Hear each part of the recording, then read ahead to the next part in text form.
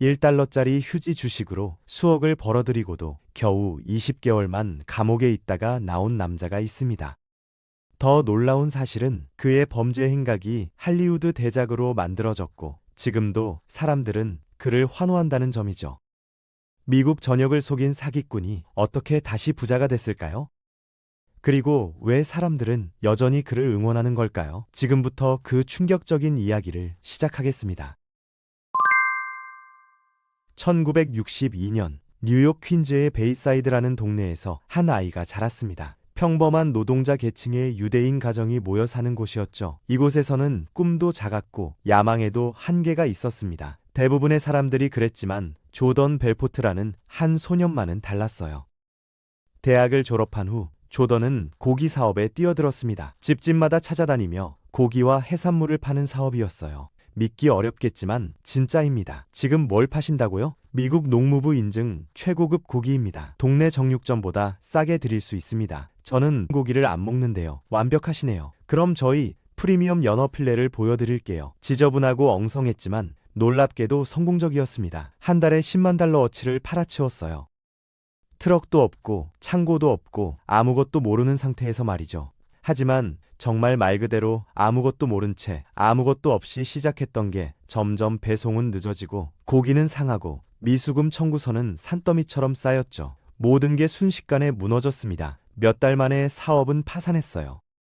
그렇지만 폐허 속에서 조던은 자신의 진짜 재능을 발견했습니다. 제품이 중요한 게 아니라는 걸 깨달은 거죠. 스테이크든 서핑보드든 주식이든 뭐든 팔 수 있다는 사실을 말입니다. 바로 이 순간 세일즈맨이 탄생했습니다. 조던에게 필요한 건 더 나은 제품이 아니었습니다. 더 큰 수익이 필요했죠. 그래서 월스트리트로 향했어요. LF 로스차일드라는 제대로 된 회사에 초급 직원으로 들어갔습니다. 정장 입은 사람들, 할당량, 그리고 화장실 칸막이에서 이뤄지는 코카인까지 있는 곳이었죠. 1980년대였으니까요. 이곳에서 그는 진짜 욕망, 진짜 권력을 처음 맛봤습니다. 시장이 어떻게 움직이는지, 브로커들이 어떻게 말하는지, 무엇보다 어떻게 팔아치우는지를 배웠어요.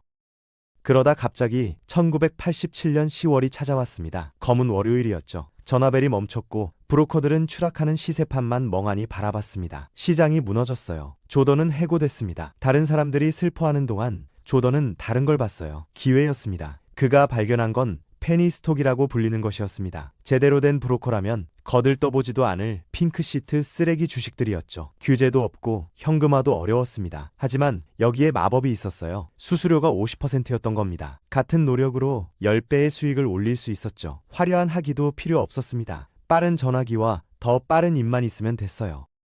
조던은 전화기를 들고 네브래스카에 사는 어떤 불쌍한 사람에게 전화를 걸었습니다. 여보세요, 마이클 씨. 제 말을 들어보세요. 이 회사는 지금은 작습니다. 맞아요. 하지만 가정용 엔터테인먼트 산업 전체를 뒤흔들 기술을 보유하고 있습니다. 상장 전 단계의 완전히 밑바닥 기회예요. 월스트리트의 레이더망 아래에 완전히 숨어 있죠. 큰 손들은 아직 이걸 냄새도 못 맡았어요. 하지만 그들이 알게 되면 붐입니다. 최소한 10배 수익을 이야기하는 겁니다. 지금 주당 1달러에 들어가시면 6개월 후에는 저한테 감사 전화를 하시는 게 아니라 마우이 해변가 별장에서 전화하실 겁니다. 자, 이렇게 하시죠. 4,000주로 확정해 드릴게요. 괜찮으신가요? 회사가 잘 이해가 안 되는데요. 회사를 이해하실 필요 없습니다. 상승 가능성만 이해하시면 돼요. 똑똑한 돈이 하는 게 그겁니다. 대중이 눈치채기 전에 움직이는 거죠. 그러니까 첫 번째가 되시겠어요? 아니면 1년 후 포브스에서 읽으면서 이렇게 말씀하시겠어요? 아, 그때 들었어야 했는데. 바로 이렇게 해서 그는 한 통의 전화로 4,000달러를 마감했습니다. 규칙도 없고 규제 당국도 없고 브레이크도 없었어요. 그저 콜드콜과 순수한 아드레날린뿐이었죠. 그는 자신의 왕국을 찾았고 이제 제국을 세울 준비가 됐습니다. 1989년 조던 벨포트는 이미 다음 라운드를 준비하고 있었습니다. 이번에는 혼자가 아니었어요. 데니 포러시라는 인물이 등장합니다. 빠르게 말하고 술 취하고 롱아일랜드 출신의 이단아였죠. 세일즈맨의 매력과 사기꾼의 본능을 가진 사람이었습니다. 월스트리트 출신도 아니었고 어떤 날은 같은 행성 출신도 아닌 것처럼 보였지만 거래를 성사시킬 수 있었어요. 조던은 그에게서 뭔가를 받습니다. 배고픔, 충성심, 브레이크 없음. 둘이 합치니 위험했죠. 조던은 비전을 가졌고 데니는 혼돈을 가져왔습니다. 그 혼돈 속에서 제국을 세웠어요. 스트래튼 오크몬트를 소개합니다. 이름은 위풍당당했어요. 마치 100년 전통의 가죽으로 장정된 책들이 있는 것처럼 들렸죠. 실제로는 깜빡거리는 조명과 짝이 맞지 않는 책상들, 그리고 규제 감독이라곤 전혀 없는 상가 건물의 보일러룸이었습니다. 초기 직원들은 애널리스트가 아니었어요. 자격증도 없었죠. 바텐더, 대학 중퇴자, 동네 사기꾼들이었습니다. 조던은 경험 있는 사람을 원하지 않았어요. 배고픈 사람을 원했죠. 생각하는 사람이 아니라 성사시키는 사람이 필요했습니다.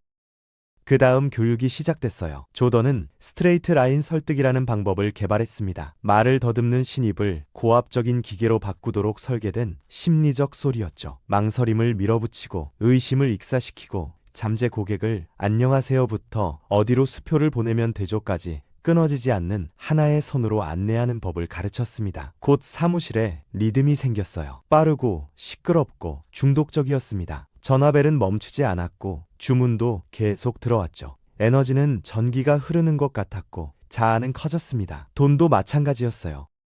스트래튼의 천재성은 단순히 어떻게 파느냐가 아니었습니다. 누구에게 파느냐였죠. 그들은 잊혀진 투자자들을 목표로 삼았어요. 노동계층 퇴직자들, 절망적인 부모들, 월스트리트가 무시하는 사람들이었습니다. 스트래튼은 그들에게 희망을 팔았어요. 긴급성으로 포장하고 거짓 확신으로 치장하고 조작된 전망으로 뒷받침했죠. 처음에는 이름조차 기억나지 않는 무명의 페니스톡이었습니다. 자체 보도자료 외에는 거의 존재하지 않는 회사들이었어요. 하지만 돈 이루기 시작하자 수법이 진화했습니다. 이제는 가짜 회사만이 아니었어요. 진짜 기업 공개도 다뤘습니다. 대량의 싼 주식을 사들인 다음 영업 현장을 과대 광고 기계로 만들었죠. 전화 후 전화, 약속 후 약속, 시장을 제조된 흥분으로 가득 채우고 주가를 급등시킨 다음 정점에서 모든 걸 내다 팔았습니다. 수천 명의 투자자들은 빈손만 쥐게 됐죠. 이걸 펌프앤덤프라고 불렀습니다. 스트래튼 오크몬트에서는 그냥 또 다른 화요일이라고 불렀어요. 90년대 초반까지 회사는 폭발적으로 성장했습니다. 스트래튼은 단순한 증권사가 아니었어요. 카니발이었죠. 사무실은 비명 지르는 전화기들, 에어혼, 테스토스테론, $2,000짜리 정장, 그리고 콧불 쏘도 죽일 만큼의 마약으로 흐릿했습니다.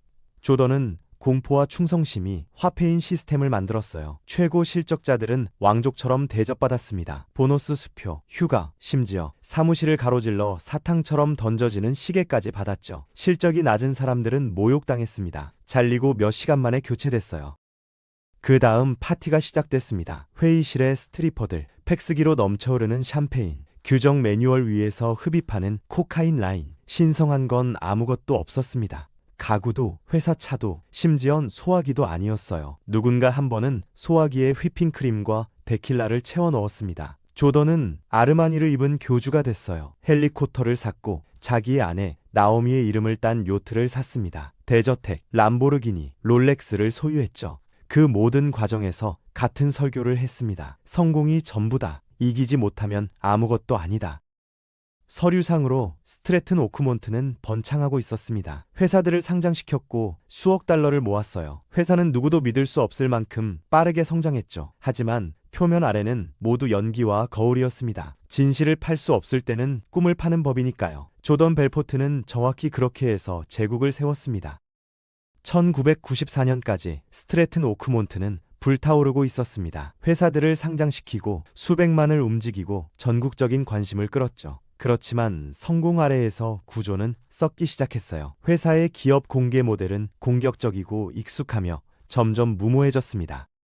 SEC는 의심스러운 서류 리스트들을 늘려가고 있었어요. 7달러에 사서 30센트까지 추락하는 걸 본 투자자들의 불만이 쌓이고 있었습니다. 내부적으로 일부 브로커들은 질문하기 시작했죠. 수익도 없고 제품도 없고 때로는 작동하는 전화번호도 없는 주식을 팔고 있었으니까요. 경영진의 대답은 거래를 성사시키든지 나가든지였습니다. 회사가 성장하는 동안 돈을 숨기는 복잡성도 커졌어요. 수백만 달러가 해외로 유출됐습니다. 유령 회사들의 그물망을 통해서였죠. 일부 계좌는 영국에 있는 조던의 이모 이름으로 돼 있었고 다른 계좌들은 존재하지 않는 회사 이름으로 제네바에 보관됐습니다. 한때 조던은 택배원을 이용해 자금을 이동시켰는데 가정부를 포함한 사람들이 브래지어에 꿰맨 현금이 든 봉투를 밀수했어요. 조던은 이걸 자산보호라고 불렀죠. FBI는 돈 세탁이라고 불렀습니다. 회사 내부에서는 상황이 바뀌고 있었어요. 한때 보상이었던 약물 사용이 필수가 됐습니다. 컬루드는 말을 느리게 만들었고 코카인은 다시 속도를 냈죠. 사람들이 통화 중에 기절했어요. 한 브로커는 영업 현장에서 발작을 일으켰습니다. 수수료나 여자 또는 그냥 테스토스테론 과다 때문에 싸움이 벌어졌죠. 최소 2명의 직원이 폭력적인 폭발 후 강제로 퇴장당했습니다. 조던은 회사보다 더 빠르게 무너지고 있었어요. 아내와의 결혼은 붕괴되고 있었습니다. 그녀는 소파 쿠션에서 약을 발견했고 화장실에서 주사기를 찾았어요. 한 번은 컬루드에 취한 채로 3살 난 딸을 조수석에 태우고 페라리를 기둥에 들이받았습니다. 그 다음 요트 사건이 일어났죠. 1996년 6월 선장의 경고를 무시하고 조던은 폭풍 속에서 이탈리아에서 사르데냐로 항해하겠다고 고집했습니다. 술에 취하고 약에 취해서 아무것도 자신을 건드릴 수 없다고 확신했던 거죠. 나오미 호는 지중해 한가운데서 물을 받아들이기 시작했습니다. 배에는 조던과 아내, 딸, 그리고 200만 달러가 넘는 보석과 마약이 실려 있었어요. 이탈리아 해군에 의해 구조돼야 했습니다. 요트는 파괴됐죠. 조던은 살아남았지만 그의 내면에서 뭔가는 살아남지 못했습니다. 뉴욕으로 돌아와 벽은 조여들고 있었어요. 포브스와 월스트리트 저널의 기자들이 주변을 맴돌기 시작했습니다. 전직 직원들이 말을 하고 있었죠. 가장 위험했던 건 FBI 금융범죄과 소속 그레고리 콜먼 요원이었습니다. 콜먼은 그냥 위험 신호만 본 게 아니라 피냄새를 맡았어요. 그는 조용히 타임라인을 맞춰가기 시작했습니다. 스트래튼의 콜드콜 대본을 가져오고 전신 기록을 소환하고 보고된 수입과 맞지 않는 부동산 구매를 추적했죠.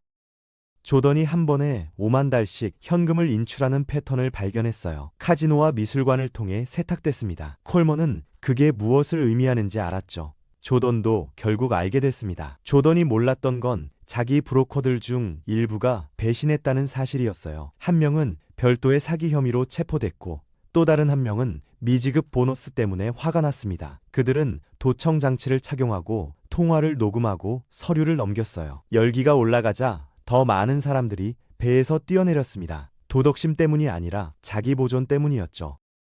1996년 10월이 왔습니다. 연방 요원들이 스트래튼 오크몬트를 급습했어요. 해가 뜨고 얼마 안 돼 도착했습니다. 전화기는 책상에서 뜯겨나갔고 서류 캐비닛은 비워졌어요. 하드 드라이브는 복사됐고 누군가 서류를 변기에 버리려 했고 또 다른 사람은 잘게 찢은 계약서로 가득 찬 서류 가방을 들고 나가려 했죠. 상관없었어요. FBI는 증거들을 얻었습니다.